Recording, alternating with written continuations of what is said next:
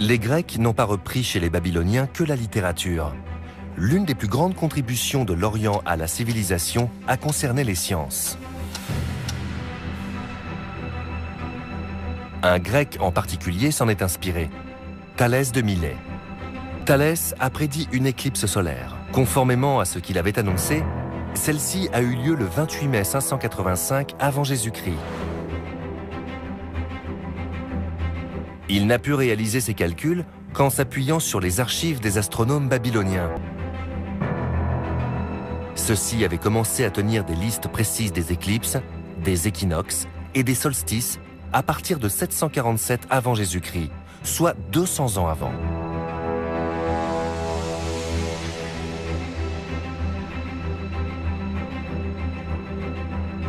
Ils étaient poussés par le désir de comprendre les présages et les augures et d'apaiser leur Dieu. Tout ça a été consigné nuit après nuit, mois après mois, année après année, pendant plus de 600 ans. À l'époque d'Alexandre, cela avait été rassemblé en un immense catalogue d'observations et de prédictions. Cette tablette, le 21e chapitre d'une série qui en compte 70, traite des éclipses solaires. Peu à peu, au bout d'une longue période d'observation, les Babyloniens ont remarqué que ces événements n'étaient pas aléatoires et n'obéissaient pas aux caprices des dieux, mais s'inscrivaient dans des schémas mathématiques complexes et sur une très longue durée. Donc, vers le 6e ou 5e siècle avant Jésus-Christ, ils avaient modifié leur vision du ciel. Il ne s'agissait plus de messages arbitraires envoyés par les dieux, mais le signe que ceux-ci avaient créé un monde mathématique. Les astronomes babyloniens se livraient à l'observation systématique du monde et s'appuyaient sur la logique pour en tirer des conclusions. Leur esprit curieux avait déjà inspiré des penseurs grecs comme Thalès de Milet. Mais l'arrivée d'Alexandre à Babylone a accéléré le processus d'absorption des connaissances orientales par les Grecs.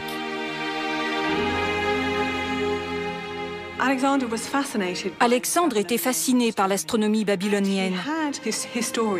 Il avait demandé à son historiographe de traduire les observations astronomiques babyloniennes en grec et de les faire parvenir en Macédoine. Donc, à partir du IVe siècle avant Jésus-Christ, on a des exemples très précis qui prouvent que certains savants grecs avaient accès aux travaux de tel ou tel savant babylonien. C'est absolument passionnant. La curiosité babylonienne et la logique grecque se sont conjuguées pour former une méthode scientifique qui a transformé le monde. Des Grecs comme Platon, Aristote et Ptolémée sont célèbres pour leur rôle dans ce processus. Mais les astronomes de Babylone méritent également une place parmi les précurseurs de la science moderne. Chaque fois qu'on regarde sa montre, qu'on lit son horoscope ou qu'on mesure un angle, on fait quelque chose qui nous vient des Babyloniens. Il y a des pratiques quotidiennes élémentaires qu'on doit aux anciennes civilisations proche-orientales sans le savoir.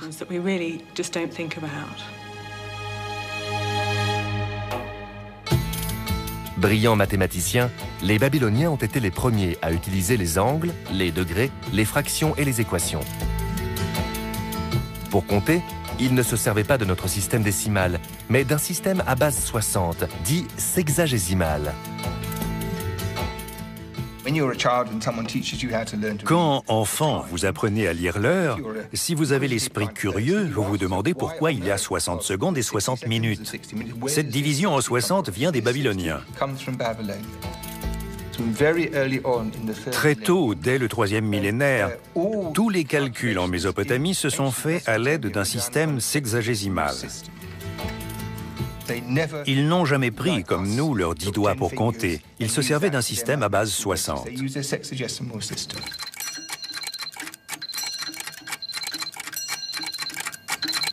60 est un nombre plus polyvalent que 10 pour fonder un système numérique, car il est divisible par 2 et par 5, mais aussi par 3.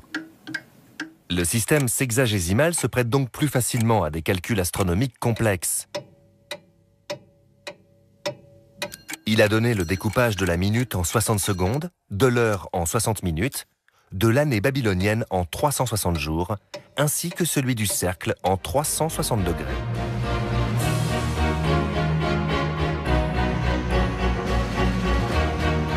Une des grandes idées des Babyloniens a été de voir le ciel comme une sphère qu'on pouvait partager en 360 degrés. L'Observatoire royal de Greenwich à Londres a été fondé en 1675. Les astronomes y suivaient le mouvement des étoiles et recueillaient des données pour permettre aux navires de calculer leur position en mer.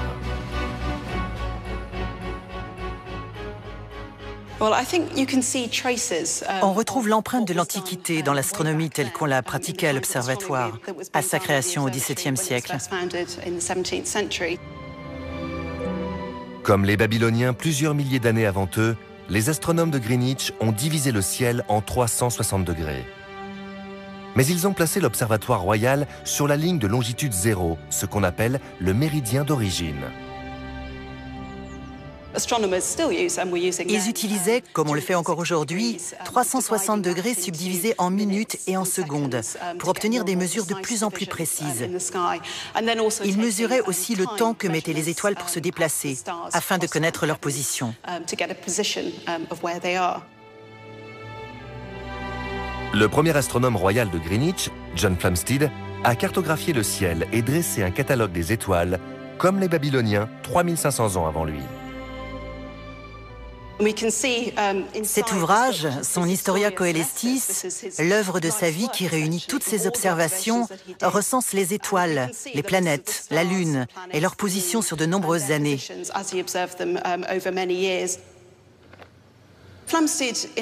Flamsteed avait hérité d'une tradition d'observation qui remontait à ses prédécesseurs de la Renaissance, et avant eux aux chercheurs arabes, puis aux Romains et aux Grecs, et enfin aux Babyloniens.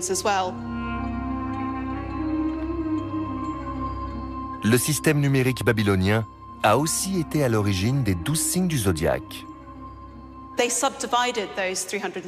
Ils ont subdivisé ces 360 degrés en 12 sections de 30 degrés. Ce dessin le montre clairement. On voit les triangles qui correspondent à ces segments de 30 degrés. Et chaque segment est associé à une constellation qui apparaît plus ou moins en son milieu. Le Scorpion, la Balance, la Vierge, le Lion, le Cancer et ainsi de suite. Les symboles et les noms dont nous nous servons aujourd'hui pour désigner les constellations viennent des astronomes babyloniens.